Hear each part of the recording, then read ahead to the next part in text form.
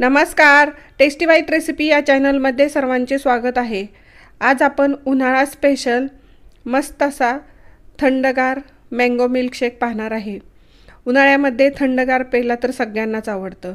या पद्धतीने केलेला मिल्कशेक अतिशय छान थंडगार, क्रीमी आणि थिक बनतो।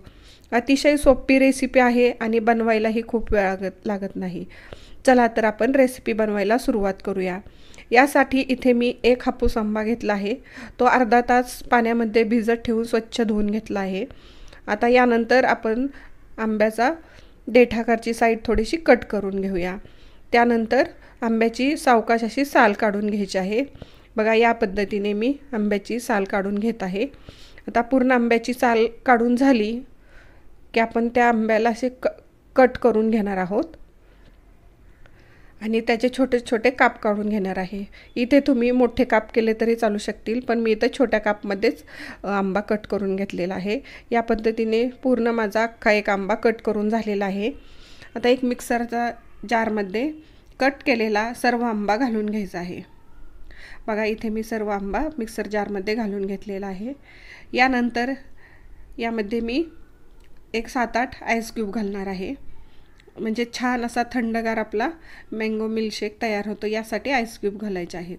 त्यानंतर यामध्ये मी 2 टेबलस्पून साखर घातलेली आहे आणि 1 ग्लास थंड असं म्हशीचं दूध घेतलेलं आहे। इथे तुम्ही म्हशीचं किंवा गाईचं कुठलंही दूध घेऊ शकता। यानंतर 2 व्हॅनिला आईस्क्रीमचे स्कूप घातलेले आहेत।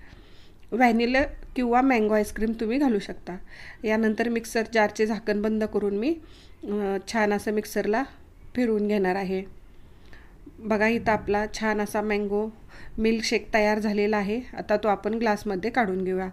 अशाच नवनवीन रेसिपी पाहण्यासाठी टेस्टी बाईट रेसिपी या चॅनलवर तुम्ही नवीन असाल तर सबस्क्राईब करा। सबस्क्राईब केलं असेल तर लाईक आणि शेअर करायला विसरू नका। बघा, असं या पद्धतीने आपला अतिशय छान थिक क्रीमी असा इथं मँगो मिल्कशेक तयार झालेला आहे। बनवायलाही खूप वेळ लागत नाही, अगदी 2 ते 3 मिनिटांमध्ये बनवून तयार होतो। यानंतर मी यावरती फ्रेश क्रीम घातलेली आहे। आता यावरती मी काजू आणि बदामाचे थोडे काप घालून घेत आहे। आता हा डेकोरेशनचा भाग आहे, तुम्ही तुमच्या आवडीनुसार इथं डेकोरेशन करू शकता। काजू आणि पिस्त्याचे काप घालून झाल्यानंतर मी यावरती थोडीशी तुटी फुटी आणि चेरी ठेवून घेणार आहे। बघा, या पद्धतीने मी